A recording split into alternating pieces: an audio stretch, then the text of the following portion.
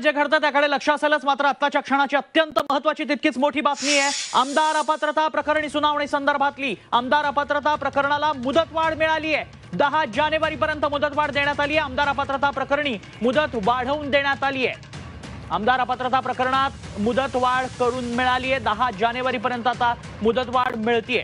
अधिक माहिती जाणून घेणार आहोत। आमचे प्रतिनिधी रामराजे शिंदे सध्या संपर्कात आहेत। रामराजे, 10 जानेवारीपर्यंत आता मुदतवाढ देण्यात आली आहे, काय अधिक तपशील? बिलकुल, आज सुनावणी झाली आणि त्यामध्ये राहुल नार्वेकर यांच्या वतीनं सॉलिसिटर जनरल तुषार मेहता यांनी युक्तिवाद केलेला आहे आणि सांगितलेलं आहे की हे संपूर्ण अधिवेशन सुरू असताना सुद्धा सुनावणी जी आहे ती सुरू आहे विधानसभेच्या दालनामध्ये आणि प्रत्येकाकडून साधारणतः 2,71,000 हे कागदपत्र आहेत ते संपूर्ण तपासावे लागत आहेत आणि यापुढे आणखी वेळ लागणार नाही। त्यामुळे शेवटची आम्हाला डेडलाईन द्या आणि काही कालावधी जो आहे तो वाढवून द्या असं सांगण्यात आले। 3 आठवडे मागितले होते आणि त्यानुसार 31 डिसेंबर ही तारीख ठेवण्यात आली होती, परंतु आता 10 जानेवारी ही तारीख जी आहे ते ठरवली जाणार आहे। सिद्धार्थ शिंदे जे आहेत ते वकील आहेत, ते काय म्हणतात ते पाहूयात। 10 तारखेपर्यंत 10 तारखेपर्यंत शिवसेनेच्या आमदारांच्या अपात्रतेबद्दल शिवसेना आणि उद्धव बाळासाहेब ठाकरे शिवसेना यांच्या अपात्रतेबद्दल निर्णय हा 10 जानेवारीपर्यंत येईल। तुमचा जो राष्ट्रवादीचा निर्णय 31 जानेवारीपर्यंत सांगितला होता त्याच्यावर काही भाष्य केली नाही, तर ती डेट अजून तशीच आहे। तर आता पुढचा हा निर्णय 31 डिसेंबरच्या आत येणार होता, त्याच्याऐवजी आता तो 10 जानेवारीच्या आत 10 जानेवारीला किंवा 10 जानेवारीच्या आत येईल।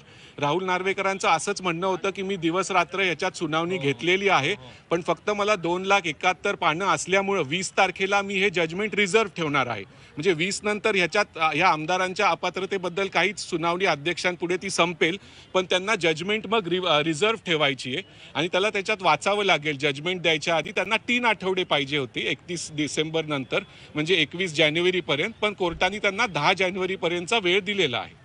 म्हणजे निकालच आता 10 जानेवारीला विधानसभा अध्यक्षांना द्यावा लागेल की परत विधानसभा अध्यक्ष निकाल राखून ठेवतील? नाही, निकाल ते राखून ठेवणार आहेत। ते स्वतः म्हणले मी निकाल हा 20 डिसेंबरला राखून ठेवणार आहे आणि मला 31 डिसेंबरची तुम्ही वेळ दिली होती, मला थोडा वेळ लागेल कारण मला 2,71,000 पानं वाचायचे आहेत। तर त्यामुळे त्यांनी असं कोर्टाने असं सांगितलं की आम्ही तुम्हाला 10 जानेवारीपर्यंत वेळ देतो आणि ते हे त्यांच्या वकिलांनी मान्य केलं आहे। त्यामुळे विधानसभा अध्यक्षांना काही करून 10 जानेवारीपर्यंत शिवसेनेसंदर्भात जी अपात्रतेचे हिअरिंग त्यांच्या समोर चालू आहे त्याचा निर्णय हा 10 जानेवारी किंवा त्याच्या आत द्यावाच लागेल। आता तो कोणत्या बाजूनी लागेल, म्हणजे उबटाचे आमदार डिस्क्वालिफाय होतात का शिंदे साहेबांचे आमदार डिस्क्वालिफाय होतात, हे राहुल नार्वेकरांना वेळ आहे 20 डिसेंबर ते 10 जानेवारीमध्ये 20 दिवस त्यांना त्यांची ऑर्डर व्यवस्थित लिहायची आहे आणि ते जे काय ऑर्डर देतील, जे कोण त्याच्यावर काय त्यांचं म्हणणं असेल, त्यांना ज्यांच्या विरोधात ती ऑर्डर गेली आहे ते परत कोर्टात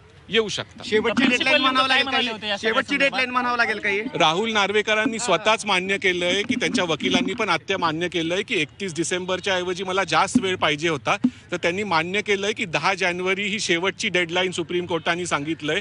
त्यामुळे शिवसेनेसंबंधी जो निर्णय घ्यायचा आहे अपात्रतेचा तो त्यांना 10 जानेवारी किंवा त्याच्या आत द्यावाच लागेल आणि तो जो निर्णय असेल तो मग नंतर परत चॅलेंज होईल। कपिल सिब्बलांनी नेमकं काय अपोज केलं या सगळ्या?